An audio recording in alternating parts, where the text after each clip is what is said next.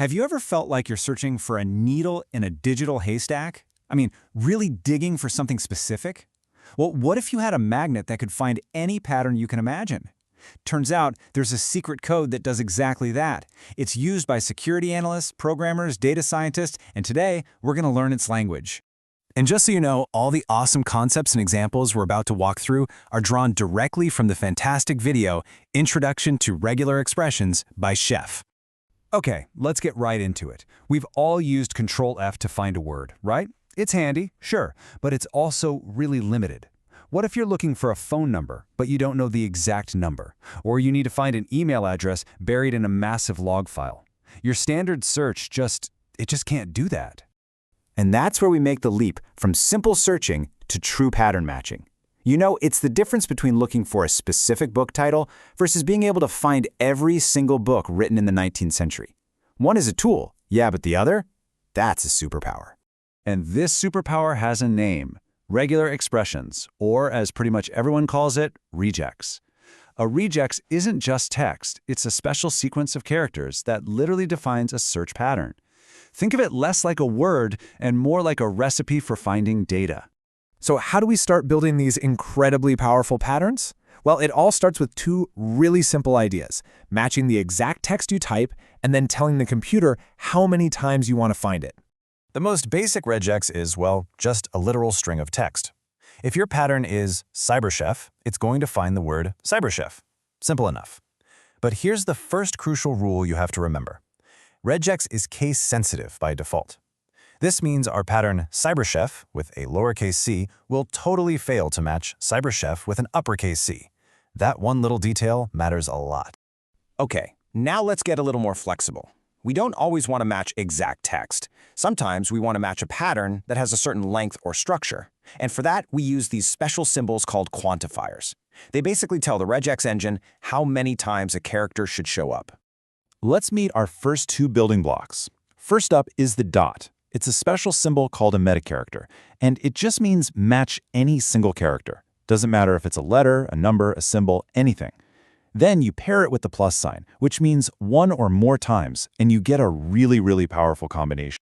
Let's see this thing in action. The pattern cyber+ is looking for the literal word cyber, followed by at least one of any character. That's why it perfectly matches CyberChef. But notice, it fails to match the word cyber all by itself. Why? Because that plus sign demands that at least one character has to follow it. So what if we do want to match cyber, even if there's nothing after it? Well, for that, we just swap out the plus sign for an asterisk. The asterisk is another quantifier, but it means 0 or more times. This tiny change makes our pattern way more flexible. And right here, you can see the key difference. With cyber.star, it still totally matches CyberChef because chef counts as more than 0 characters. But it also matches cyber on its own because the asterisk is perfectly happy with 0 characters following it. That is a super crucial distinction. For those of you who want even more control, we can use curly braces. Want to match exactly 4 characters? Use @4. How about 6 or more? Easy, use @6, comma. What if you need to match between 4 and 11 characters? You got it. @4, 11. This gives you absolute surgical precision over the length of your matches. Okay, this next one is a real lifesaver, the question mark. It makes this single character right before it completely optional. It could be there or it can be gone and the pattern will still match. This is absolutely perfect for handling things like plurals. So check this out. The pattern cats puts that little question mark right after the S. This tells the engine, hey, that S is optional. And as a result, the pattern successfully finds both cat and cats. So simple and incredibly useful. All right, so we've totally mastered how to specify the quantity of characters. Now let's learn how to specify their quality. I'm talking about the actual type of characters we're looking for. We can define our own custom set of allowed characters using square brackets. So this pattern, base 6, 0 to 9, will match the literal text base 6, followed by any single digit from 0 to 9. That's why it perfectly matches base 64 but totally rejects base 6z, because z is just not in the range we defined. Now, typing out ranges like 0, 9 all the time can get a little tedious. Thankfully, regex gives us these super convenient shortcuts called character classes. So instead of 09, you can just use DR for any digit. W is your shorthand for any word character, and S is for any white space, like a space or a tab.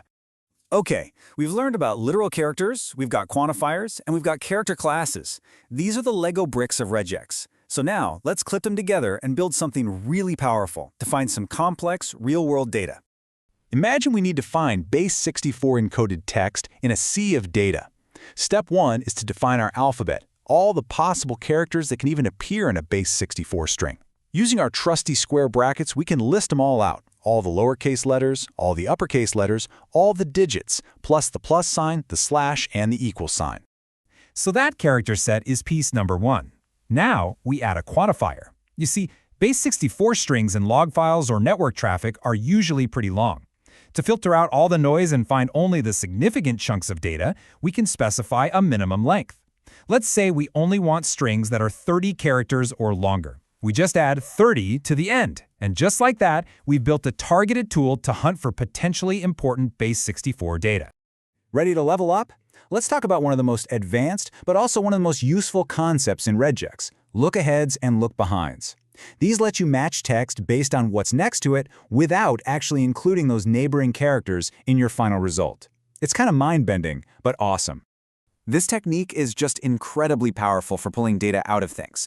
So let's say we want the text between two quotes, but we don't want the quotes themselves. We use a three-part process. First, a look-behind. CCT-KOI tells the engine to start matching only after it sees an opening quote. Then, $sign ... grabs all the content in between. And finally, a look-ahead. CCT-KOIK stops the match right before it hits the closing quote. The result? You grab only the juicy goodness right in the middle. You know, at the end of the day, the best way to think about regular expressions is to see it as a language. The syntax might look a little weird at first, I get it. But just like any language, the more you use it, the more you practice, the more fluent and intuitive it all becomes. And that's our quick dive into the wild world of regex. If this explainer helped things click for you and untangled some of these concepts, please consider clicking that like button and subscribing. Your support is seriously what makes it possible for us to keep creating more explainers just like this one. Thanks for watching.